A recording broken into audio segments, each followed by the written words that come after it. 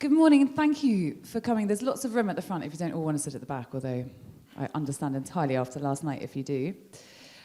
Welcome to this event with the Woodland Trust and the Nature Friendly Farming Network, which is picking up on Will Evans, walking down the middle of the aisles, theme of diversity.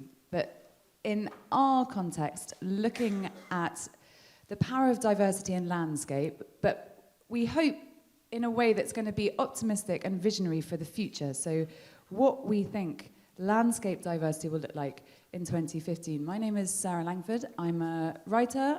I manage my parents-in-law's farm in mid-Suffolk, which is an organic arable and pasture farm. And I wrote a book called Rooted, available at all good bookshops, even in Oxford, turns out. Someone told me yesterday, which is about this regenerative farming revolution and how diversity is a fundamental part of it.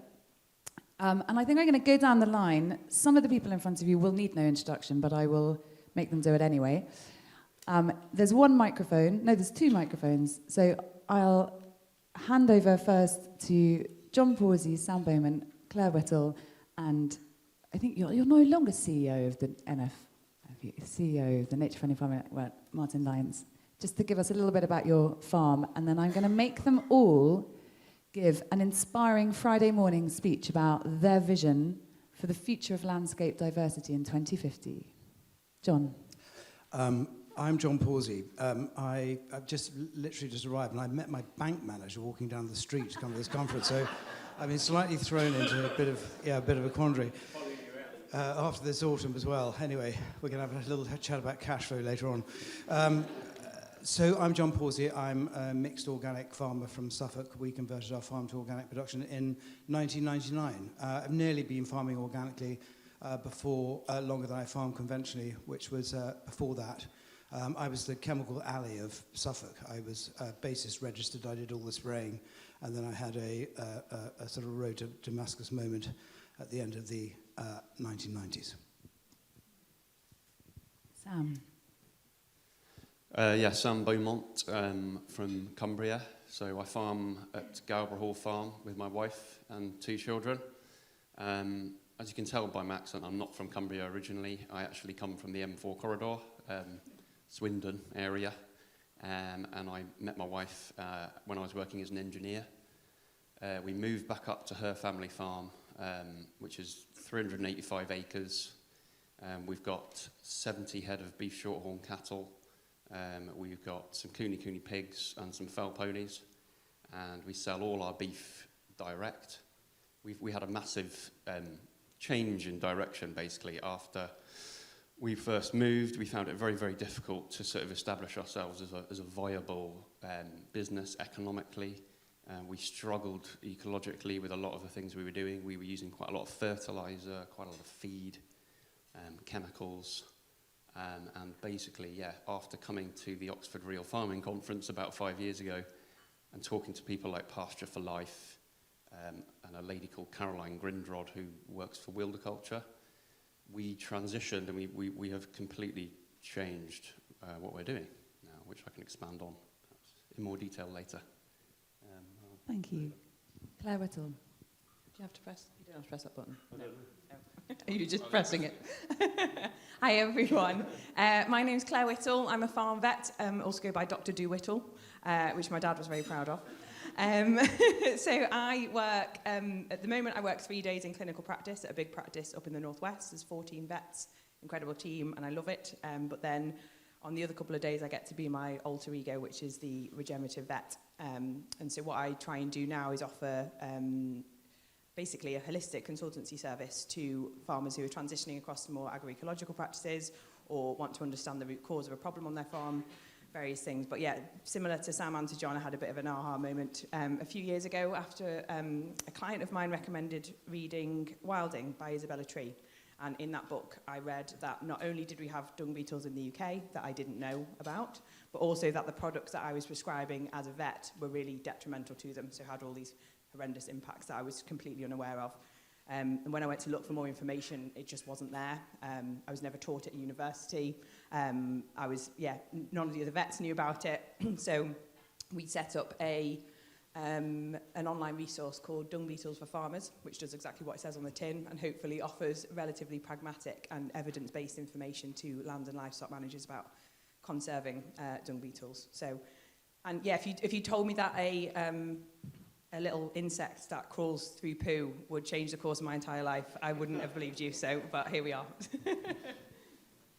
Thank you. And if anyone ever gets the chance to go on a dung beetle safari with Claire, may I highly recommend it, because it's impossible to find anyone as excited about rifling through poo as she is. Martin. What a way. And good morning, I'm Martin. I'm an asset manager of Natural Capital in Cambridgeshire, producing a range of goods and services society wants for my landscape. In other words, a farmer. And I'm trying to concentrate on getting as much output from my landscape as possible in all of what we produce. We do cereals, we reintroduce livestock. I can get labelled as a regenerative farmer. We're trying to take care of our landscape and our asset and improve what we produce. I try and put nature at the heart of my business and understand how that process works. As farmers, we get nature assets given to free. We don't pay for that, so how do we enhance it and get better value from it? And I'm trying to work in a way that I'm strong and better, economically more resilient for the future, and deliver a range of things. And with another hat, I'm the Chief Exec on the Nature Friendly Farming Network, where we're trying to support farmers across the UK to have a voice and support each other in seeing a way to farm that is in a positive way forward. Thank you. I'm just so reminded again about the kind of breadth of backgrounds and experience that is diverse enough on this panel. And so I think I really want to kind of get stuck into what diversity means for all of these different landscapes, whether it's arable, whether it's pasture, but also whether it's financial, whether it's people, whether it's animals. And I think that driving, I don't know who waded their way through Oxford this morning, but we definitely went the long way round, because the floods last night have meant that the river's burst its banks again. So there isn't, I think, a better time to be trying to tackle this knotty question of diversity and resilience, which are basically one and the same, particularly at an event which is put on by people who give away trees, which can help with all of that. So I've asked all of the panelists to think a little bit about what their vision might be for 2050, which feels potentially incredibly far away, although not necessarily in a farming world where, you know, I would say things happen slowly, but quite frankly, in the last 3 years, and given the SFI options that were announced yesterday, I think that the change has become extremely rapid. So it's an ambitious task to look that far ahead, but I'm going to ask all of the panelists to do it, to give their vision for their farming landscape in 2015. John. So I've thought about this along 3 sort of trains of thought, thinking as I tried to get to sleep last night. One is on a food scale, which I'm going to call the SFI scale, and then a habitat scale, which is the countryside stewardship scale, and then a landscape scale. So building resilience into our own business, and really I was thinking about, you know, my vision. Actually, it's going to be my children's vision. It's not going to be mine. It's going to be they're going to be implementing this, not me. And I'm very conscious that I mustn't force my own views on them, because that would be like a form of child abuse. But certainly the kind of things I will be telling them is that I think they need more diverse crops on the farm, and we've certainly been engaging with people like Hobmadods and Fair King, who we grew the first crop of organic cheer for Fair King, growing various different pulses for Hobmadods, but hopefully by 2015 these businesses will have expanded, people will have cottoned on that we can grow different pulses in this country, so we'll be growing a much wider range of crops. But also, so I'll be pointing them towards those kind of people. More diversity within our crops. We undersow pretty much everything on the farm. We do a lot of bi-cropping, more multi-species cropping, being really inspired by the wild farm people, the kind of things that they're doing. So I'll be pointing them towards Andy Cater, who hopefully will look like an old man then, which is so annoying that he doesn't look like an old man now. Also, I think that we've always focused on our soils as far as organic systems are concerned, because the soil has to be functioning well for us to do well out of an organic system. We haven't applied any fertilizers for 25 years. But we need to focus more on that, and I went to a really inspiring talk by Tim Parton. So people like Tim Parton, I'll be pointing them towards. Livestock, I think they're an important part of our system, but I'm sort of here and there with the livestock at the moment. We're either going to go away from livestock or we're going to go for longer lays, and we're just not sure where we are with those at the moment. But at the moment, I feel that they're an important part of our rotation, and so I'm going to encourage them to keep the livestock on the farm. Also, shepherds are a different breed. Do I like them or do I not like them? No, I do like them. I do like them. The Woodland Trust have been fantastic in helping us with our agroforestry project, which has been very much about timber production. But, we could be getting food from trees as well. So I think if we do any more, we'll be begging for some apple trees or some nut trees, or fruit and nut alley or something like that. And also, I would also encourage them to always fully engage. We've always fully engaged with all the environmental schemes that have been and gone in the past. So I will definitely encourage them to do that, because it takes a lot of risk out of these things for people who want to do something different. And especially the SFI with the recent announcements, actually it de-risks a lot of these things for people to go in there and try and do something. It's called an incentive, which is what it really is. But all of those things, if you think about it, add a huge amount of diversity, but also resilience, which is useful for looking at finance on your farm, but also mitigating against climate change. So habitat scale and the countryside stewardship sort of scale, definitely we're rewilding our hedges in the way that we are letting them grow out. We're letting them get bigger because we need them as a resource for heating, and so we're going to be coppicing, as we always did. When I first arrived on the farm, we used to spend the whole winter coppicing our hedges, lighting a fire, putting a baked potato in there and eating at lunchtime. That's the only thing I remember about it, which was, really exciting.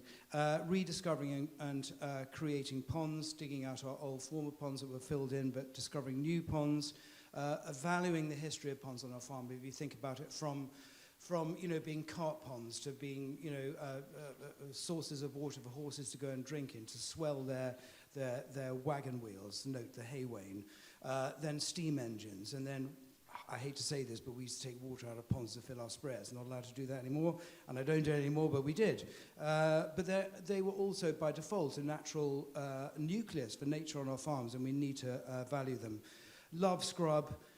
We need to change the name. It sounds so negative. We wanted to call it something like wonderful bushiness, because it is fantastic. And I know that the rate's just been put up to £588 a hectare, which is fantastic.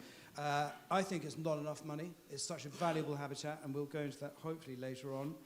But also more agroforestry, I think, on that sort of habitat scale.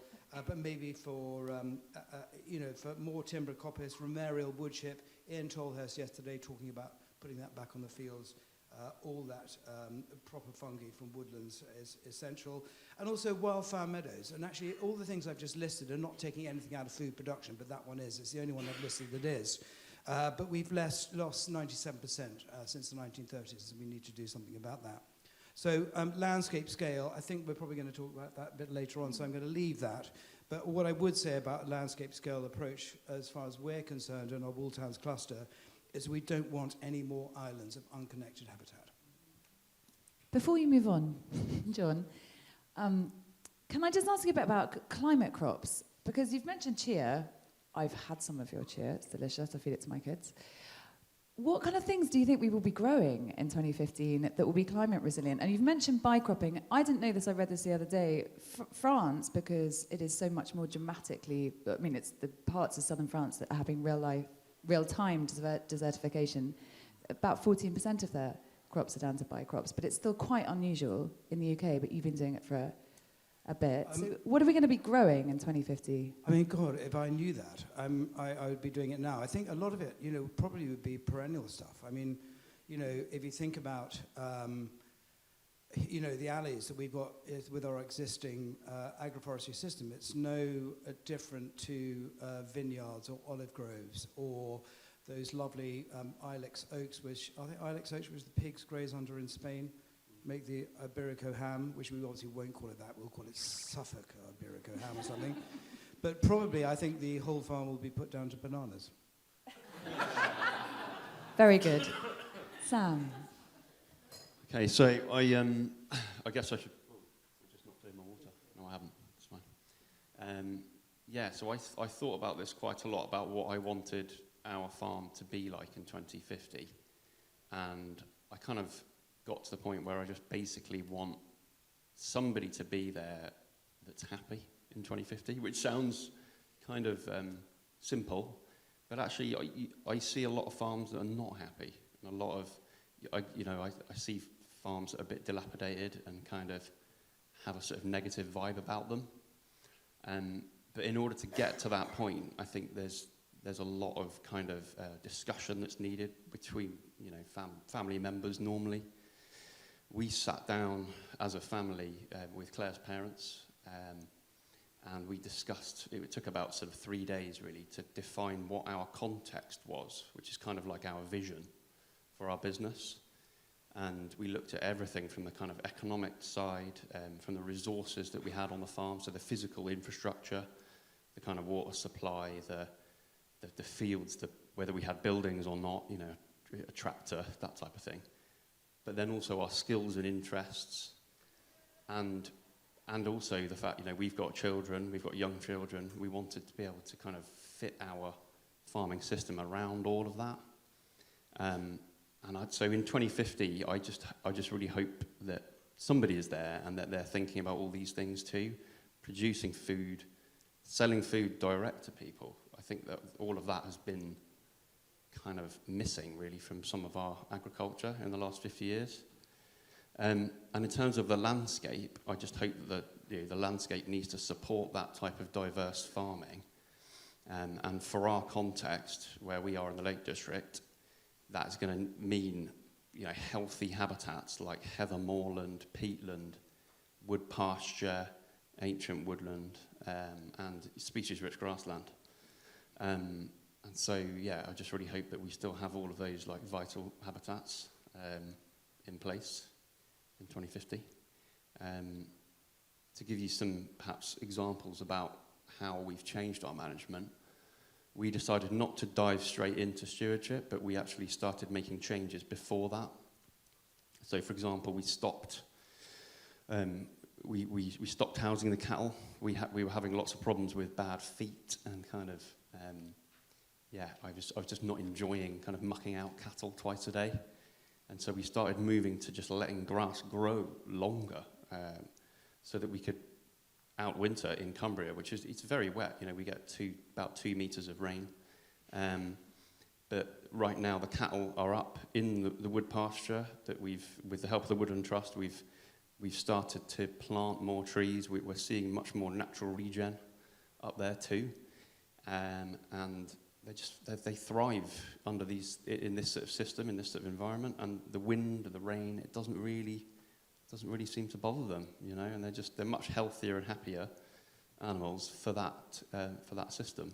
So more wood pasture, more scrub, as John was saying. I think there's so many animals that need these kind of mosaic habitats where there's like edges, hedges and edges, and if we can encourage more of that, then that's brilliant. Thank you very much, and thank you also for mentioning people in this, and the happiness and health, mental and physical, of the people who are able to deliver these landscapes, because it's so often both undervalued and left out of the conversation, and it won't happen without it. So thank you for bringing that up. And also cows in trees, whenever you first see cows in trees, you will go, that is what it's supposed to look like. Look at them. Look at them. And if any of you get a chance to see the 6 Inches of Soil film that was screened at the premiere last night, there is multiple shots of belted galloways and cows and trees having the time of their life. So exactly, trees, basically the answer. Claire? So I don't have a farm, obviously, but by 2050 I will, because I won't be a vet anymore. And the reason for that is, with my business, I aim to do myself out of a job, because healthy animals really shouldn't need me. So I shouldn't be going out and doing all the things that I currently do, whether it's pulling calves, 2 big calves out of 2 small holes, or putting sticking plasters on things.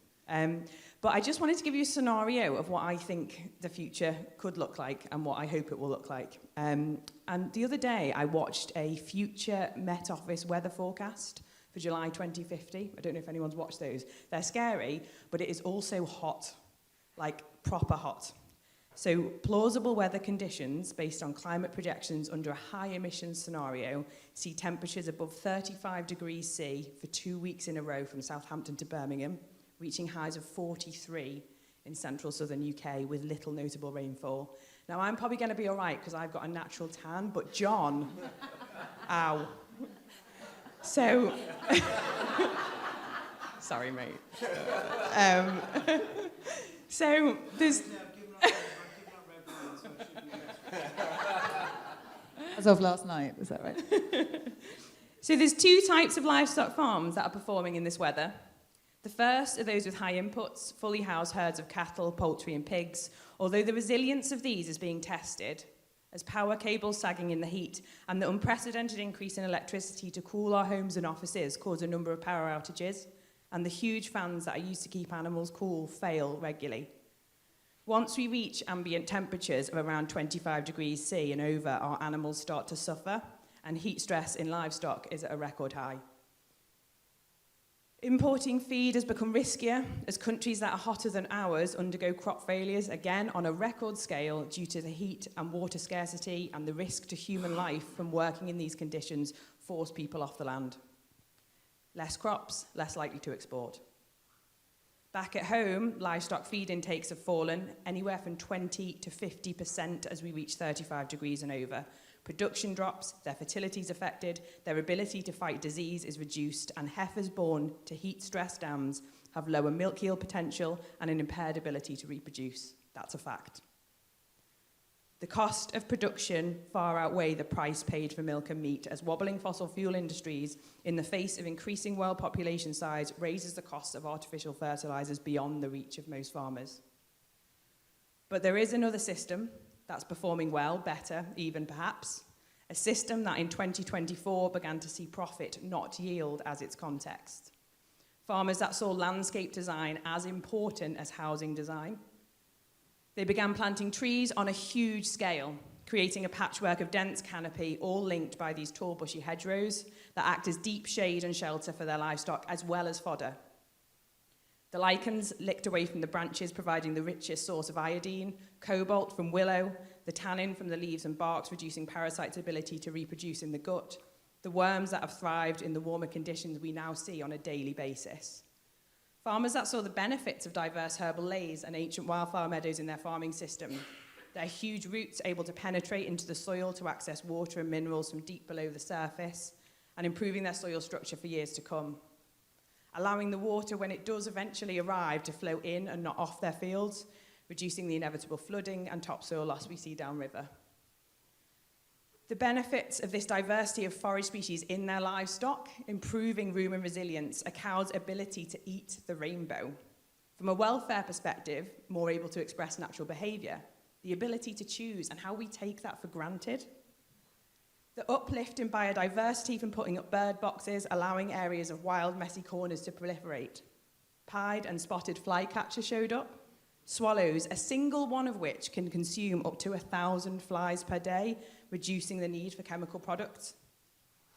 Allowing dung beetles to thrive, further reducing worm burdens in our livestock, reducing artificial inputs and turning to nature instead. Adaptive grazing systems that allow livestock to flow through the landscape on hot days, utilising tree cover, wood pasture, flowers, grasses and herbs that have grown longer and more mature, keeping the ground better covered and the soil at the base of these plants cooler, allowing cows, sheep and pigs to dissipate their heat better when they lie down amongst flowering heads, rather than very short grass which is burned off in the sustained heat. They outwinter here too, living off the forage of the land, and wildflower hay as nature intended, not forage grown on land that is used to produce crops only for livestock production. It is too scarce now. It's too precious.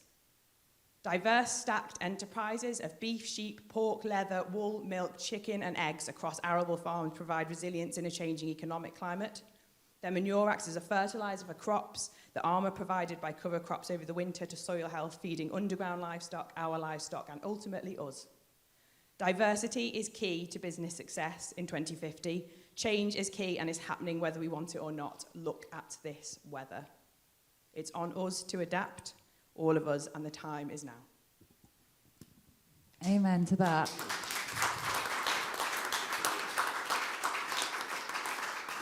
I don't know how many of you have been privileged to hear Claire's speeches for the future, but I would highly recommend one about Barbie, more relevant than it sounds, which is on the Carbon Calling website on YouTube, and is, well, You know there's an election next year, don't you?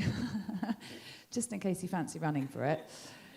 Thank you a lot, Claire. And at the agroforestry show this year, the relevance of heat stress in animals, specifically in this case sheep, was kind of really compounded when we're talking about animals and trees. And I was told by a learned scientist whose name I've now forgotten, that not only when the animal that suffers heat stress passes that on, that the legacy of less milk and less meat to their daughter, but their daughter's daughter. So you're dealing with an epigenetic change of 3 generations with one animal too hot in the summer because there's no tree cover, which is kind of sobering and fascinating. Martin, it's quite an act to follow, I'll give you that. But Could you not done on the end? A bit easier. So within Cambridgeshire, in the context of my landscape, we had a wet year last year. We had 420 mil of rain. No, 620 mil of rain. The year before, 410 mil of rain. We are already seeing our landscape significantly change, and it's made my business challenge because I've been previously buying in many inputs, but the output was shrinking due to weather impacts.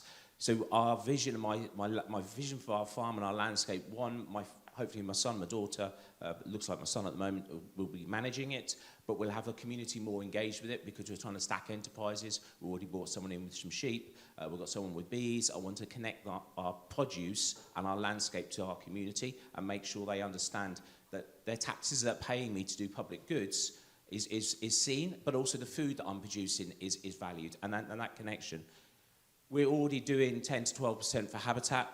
That won't overly expand as in dedicated areas, but we're putting nature across the system, and we're going to be doing more of that. And I'm looking at our landscape that with the temperature rises with sea, if we take that forward to 2050, our soils die when they get cooked. So I need to keep them covered, keep diversity happening within our soils. So I'm looking at whether we put 10, 20% into herbal lays and into rotational fertility building. So that means I need something to convert that grass or that herbal stuff into proteins, which that means livestock come back into the system. We currently bale 200 to 300 large bales, which we compost and chuck away because we haven't got anything to convert them into. More livestock are going to come back into the system. If I look back to where we were 50 years ago, we had a diverse system of chickens, pork, beef. We're going to have a lot of that back in. We're going to build fertility up through natural processes. It probably won't be organic, or my son won't be organic, but we'll be heading in that direction of minimising inputs. We've already recognised having habitat increases pollinators, predatory insects, and increased yield. So I'm looking at a landscape that has more diversity in it, a wider diverse rotation. We'll probably be growing more sunflowers and other European crops as we're trying to do now, but we'll have a more stable, hotter climate that we can produce those. What we are seeing is putting more trees and hedgerows in, so I'm looking at a lot wilder landscape. It won't be rewilded, but it'll have a lot wilder areas. Hedges that slow the flow of air down.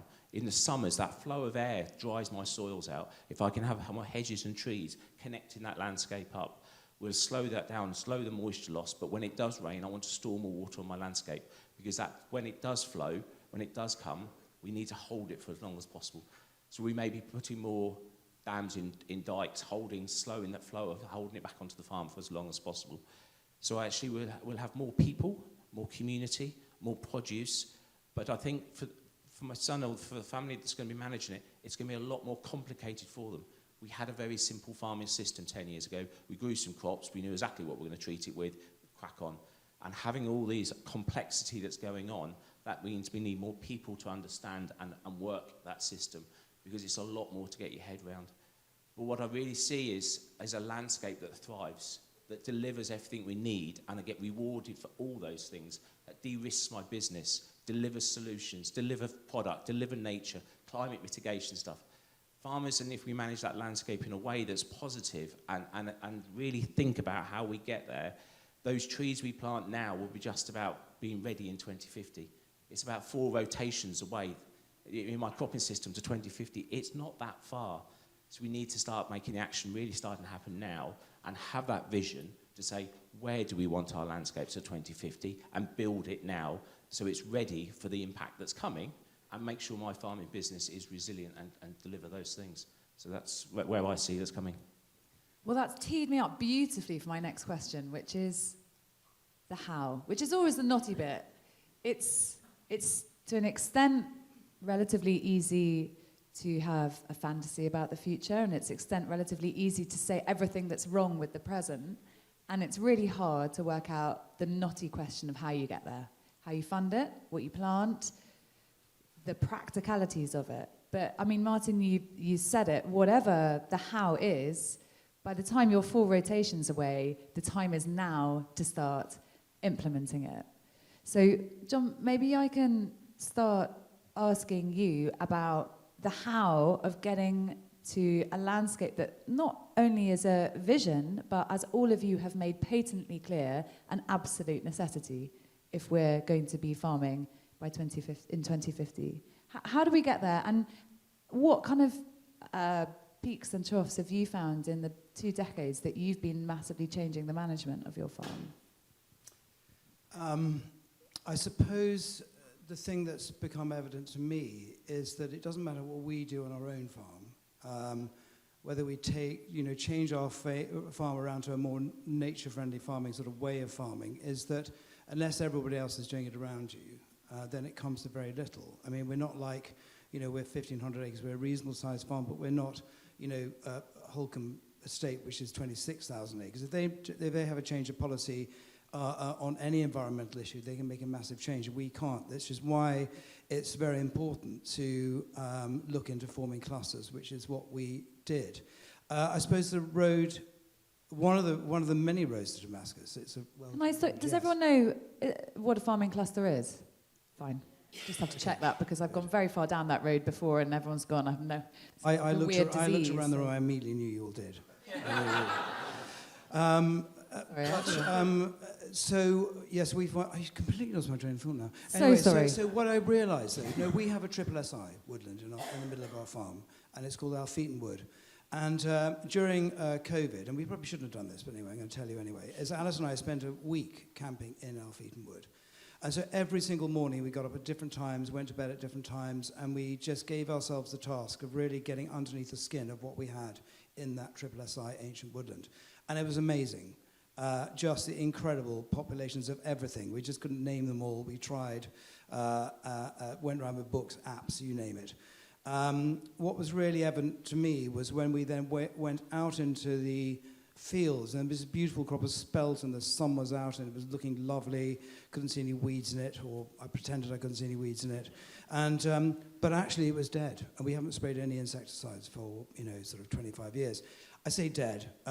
There was something in there, but it was nothing compared to this nucleus, this rich nucleus that we had in the middle of the farm. And it got me thinking that, and it's unconnected. It's disconnected from any other habitat of that quality in the landscape. And so it seemed to me incredibly important to make those connections. And I'm just thinking about dormice. I mean, dormice, it's an 11-hectare wood. Dormice need about, 20 hectares to be able to thrive in. When I looked into what dormice need, I've decided they are the giant panda of nature. And actually, they deserve to die, but they're so cute. They're so cute, we want to keep them. And so it's about linking habitats. The only way I can make my wood bigger is to either start linking it, but plant a bigger bit around the wood, or start linking it to other ancient woodlands. And so that's what we started with our landscape recovery project, which I think is incredibly important, about linking triple SI ancient woodlands with secondary woodlands across our cluster, which is the Wool Towns cluster, and the Stour Valley cluster. We're basically going to go from High Suffolk all the way down to the end of the Dedham Vale, connecting all these woodlands. And to be honest, I think that's the only way we're really going to do it. How do you finance that, though? Because actually what you're effectively asking farmers to do is to, they're told it's a 30-year thing when you put this. Our ambition is to have these 50 meters of connectivity between these ancient woodlands. And it can be scrub, it could be planted trees, it could be ponds, it could be whatever. It's going to be a mosaic of lots of different habitats, but connecting these different ancient and secondary woodlands up. But how is that financed? Because what you're actually asking farmers to do is to take land out of production. And you're telling them it's for 30 years, but can you imagine trying to grub that stuff up after 30 years? And everyone's been seeing it and enjoying it, and you've been engaging socially with people and getting people in the village excited about it, and suddenly in 30 years' time, someone's going to put it up. You're taking this land out of production, so it's a big, big ask.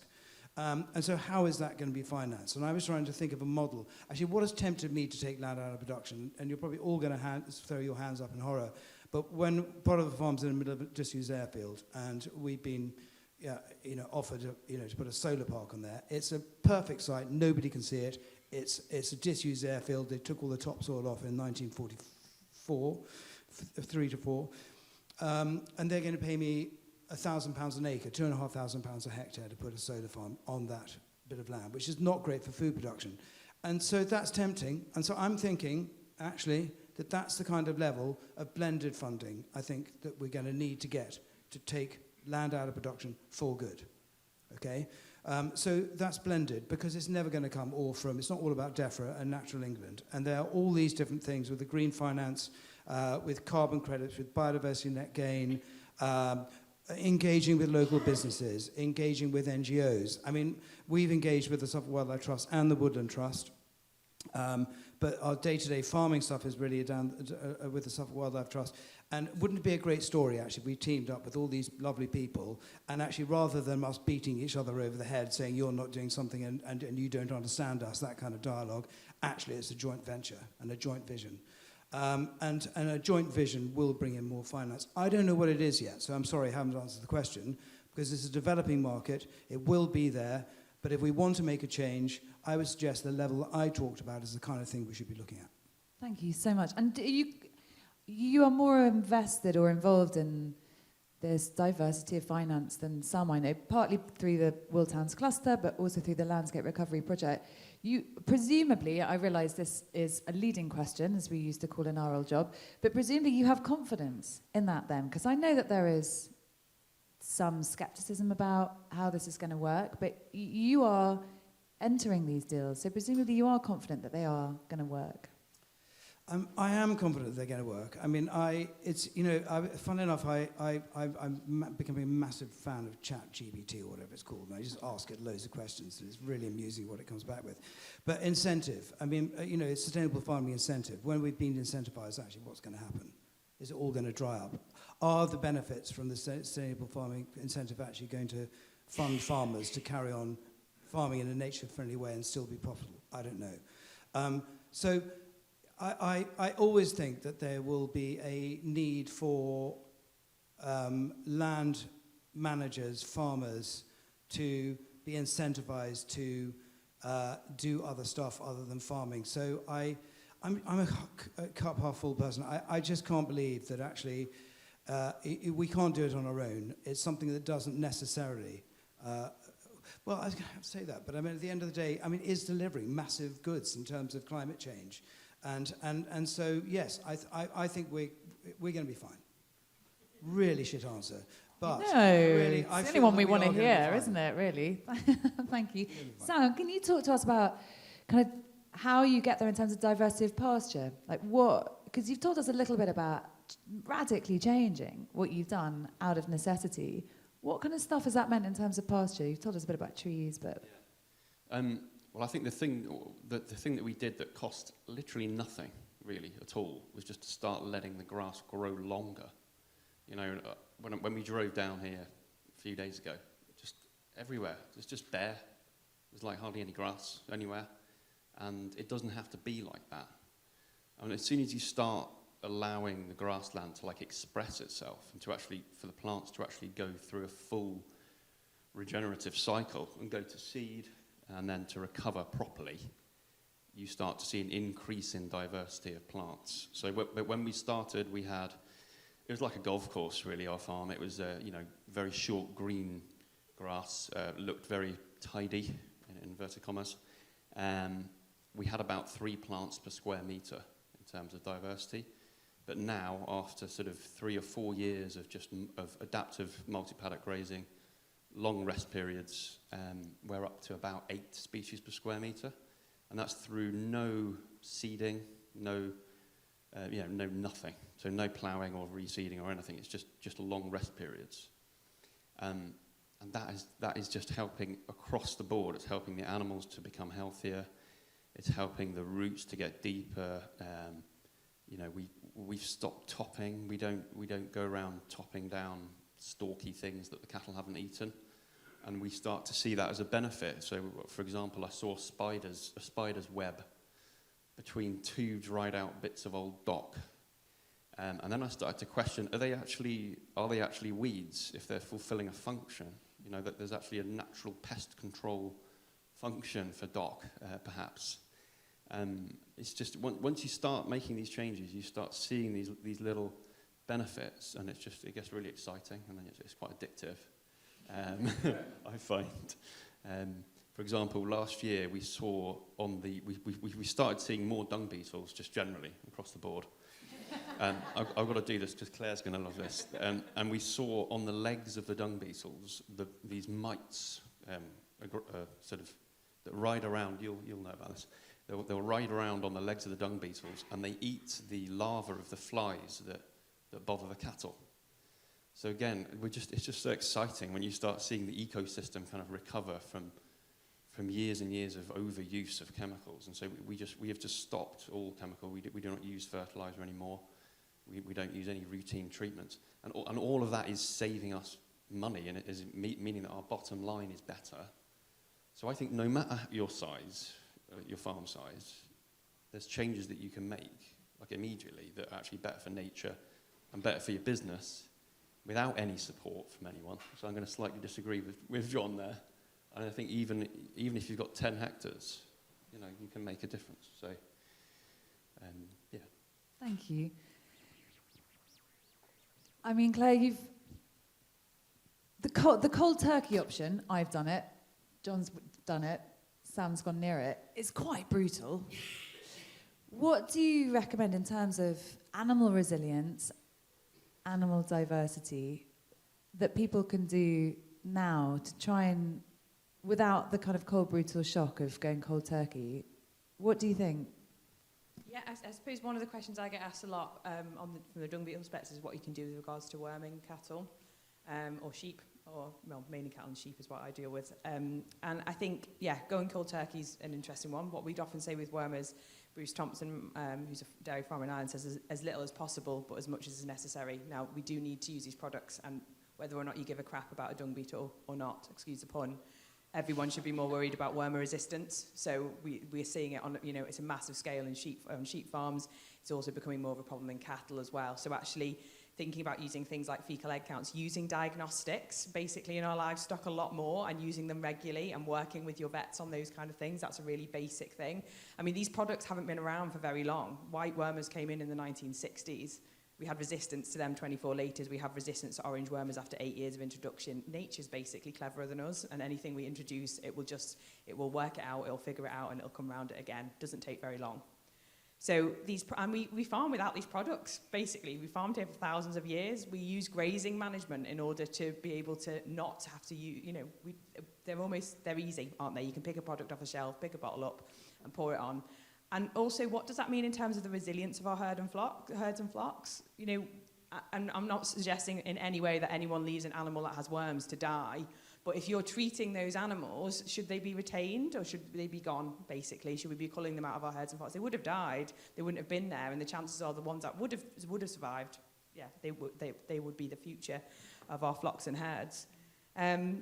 I think we need to think more, as I said earlier, about creating systems where animals can look after themselves a bit better. Not just because I'm lazy, but just because it's important. And one of the biggest ways of reducing things like carbon footprint is reducing medicines usage. That's a really, really important fact. I think breeding, what we actually breed for, we've been so focused on production traits, we've forgotten things that are important. Should we now be thinking about breeding for things like thermotolerance? How are animals responding? And unfortunately, higher milk yields leads to lower thermotolerance. Every increase in 10 kilos of yield per day per cow means that they can cope with 5 degrees, basically, difference between a different animal. And that's because there's a heat load associated with milk production. But things like thermotolerance, things like worm resistance, there's some great stuff being done with sheep, the ex-Lana breed, where they're actually looking at worm resistance in individual animals and seeing how that works. seeing our farms as ecosystems. Like all an ecosystem is biological organisms interacting with a physical environment. But if you change the wording of how you think about your farm, it changes so much. And that's everything. That's from the people, it's the wildlife, it's the soil, it's the plants, it's the livestock, everything that's there. So, and when we do that, we think about, start thinking about disease from an ecosystem perspective. Of 300 emerging diseases in the world over the past few years, 40% of them have been attributed to land changes. And that's basically farming going into intact ecosystems. And we get problems. Nipah virus in Malaysia, there was a spillover into pigs from fruit bats, where they built huge pig farms basically into fruit bat territory. And then we get spillover into humans. So if you think of our farms as ecosystems, we want to protect them. So having those really, I hate the word biosecurity, but if we keep them, that we should be thinking about that really in terms of how we look after our farms and our own what's there. It's really important that we keep those systems intact. And things, there's been a lot of loss of knowledge around natural animal health, a lot. I mean, when Will was here before, but when you look at old tithe maps of Wales, you see Cae Ysbyty next to most farmhouses. That means hospital field. And they are the most diverse pastures. Farmers knew this. These are on historical maps. That knowledge has gone. And we look, I mentioned cobalt before from Willow. Like the information's coming back again. There's a chap called Nigel Kens at Nottingham doing some brilliant work about cobalt and willow. And it also contains salicin, which is a precursor to aspirin. These things we've forgotten, but natural capital for animal health, we need to start thinking there. Research is going to be tricky, I think, because where's the funding going to come from if Big Pharma aren't going to pay for it? It's tricky because no one's making money out of it. So we need to think about that. But farmers can do things on farm. If you want to do research on farm, so on a small scale, innovative farmers are brilliant. You can approach them and they can do things. I mean, I even went to Sam, when I went up to see Sam and Claire, I remember Claire saying to me that the cows near Carving go and eat meadow sweets out of the corners of the field. And I didn't realise why at the time, but it's because it basically contains aspirin. How cool is that? Like, imagine if we just all planted meadow sweet around our calving paddocks. But yeah, so, yeah, I think that's it really, that's all I've got to say. We've got about 10 minutes left, so Martin, I'm going to come to you quickly and then open the floor up. So start thinking of your questions now. Martin, do you want to add to that? Like what, or maybe, do you know what I'm going to do? I'm going to ask you the first question. That's what I'm going to do instead, because I want to make sure that whoever's in this room gets a chance to put some stuff to you. Have you got any questions in the last 10 minutes that we've got left? I'll go for Regen Ben, who... I hope this is a question and not a statement, because I tend to say at the beginning, can it definitely have a question mark on the end of it? Not just for you, for everyone. Absolutely. 2050 is actually not that long in terms of farming landscape. When I went and stayed at the army, they laughed when I gave them a 30-year plan. Have you got any... bear in mind, family farming is so critical. What are you doing for 6 generations' time, not just the next generation? Martin, I am going to ask you about that, because I know that one of the things that is happening about our demands for land is that it's not just food, fuel, or natural capital, BNG, carbon that's making demands on it. Transport is too. You've got a particular part to play in that at the moment. So, where do we go to in 6 generations with all of these demands on our land? Yeah, so where I am, we've got a dual carriageway coming through and potentially a new railway line coming at the top of my garden, dividing the farm in half, and 200,000 new houses coming in. So what am I building my system to, and what's the land going to be needed to do in the future? And that's what the real challenge is. For me, it's empowering my family and making them think, and my son's now part of the business, he's an equal partner to me. I want to empower him to get on with it and help him think in the long term. And what we do now is for him, his future and the futures beyond. So what am I going to do on the land, and what have I got to learn? And if I go and plant a load of trees and I know the railway line's going to come through and carve it all up, what's the point? So where am I putting stuff now that hopefully that land tenure will be secure and the action what we can do can come? But I've got to sort of really... when we think 2050, as you say, we think it's a long way. It's not. And those things we do now, and we've got to think... We came on our farm in grandparents, 1936. We know the Romans were there. We got the houses for medieval motorcycle, 1100s, 1300s. we are a speck of the time in our landscape. So we just got to do as much positive impact we can and have a vision that we leave a landscape that others can benefit from to produce stuff. Thank you. Does anyone else have anything to add to that? Or Sam? Yeah, so for us really it's the wood pasture and the kind of trees that we're planting now. I guess they're going to, for example, we're planting oak trees, and the way we're planting it is we're doing it in like a really super dense kind of planting with a scrub layer around the outside, and in the middle is the oak that we hope in sort of 200 years' time will be, we'll have one single in-field oak in that place. So it's, and in between now and then it'll be a mixture of kind of scrubby bits, and then we're also planting willow, aspen, a whole bunch of stuff. So as much diversity as we can, really.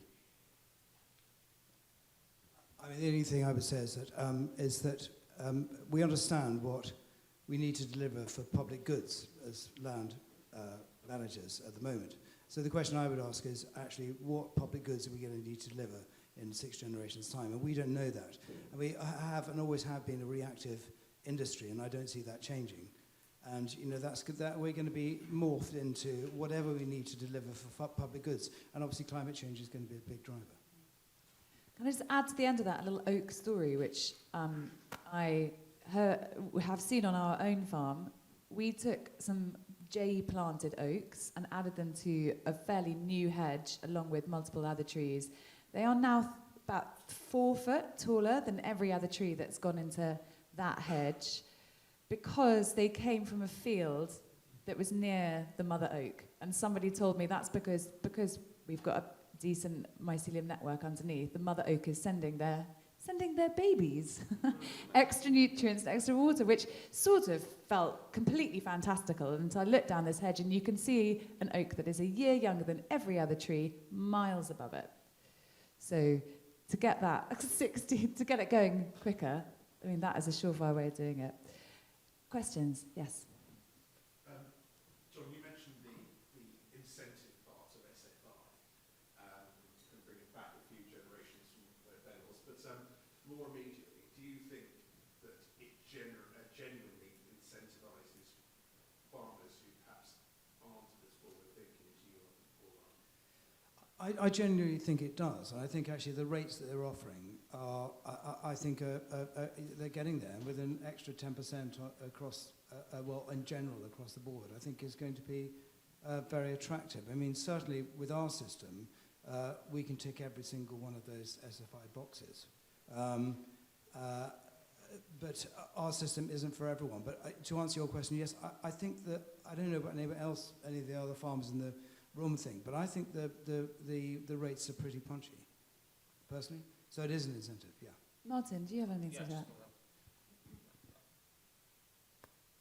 I think for many farmers, it is at a level they should engage with. But I talk to many farmers that are saying they are not going to enter Elm and take public money. But when we talk to the supply chain, they're going to want biodiversity, climate metrics and everything. So you may not want to do the SFI, but if you aren't doing the right actions on your farm, you will not have a marketplace to sell your crops. So with this language, farmers need to help to understand that you don't have to take the public money, but those similar outcomes, your supply chain is going to be looking for those as well. So get involved and do what you can. So this is the carrot before the stick, essentially. Yes. I've got one really interesting and very inspiring. Do you guys all own farms? Because I had a few conversations around people who, there's one lady who owned a farm on Wednesday said she was over parting with death for her, saying they're completely ruining lowland farming with the change in what the SFI, I think she was talking about, and how landowners are kind of taking that back off tenants farmers because you can then just put it into wildflower and get £500 an acre or God knows what. And so saying, that was really disappointing. I don't know if that's her point of view, but I think there seems to be, it's come up in other talks about the tension between kind of wanting to build your organic matter or put something into herbal lays and do something for the future, but when you're on a 5-year FBT, it's difficult.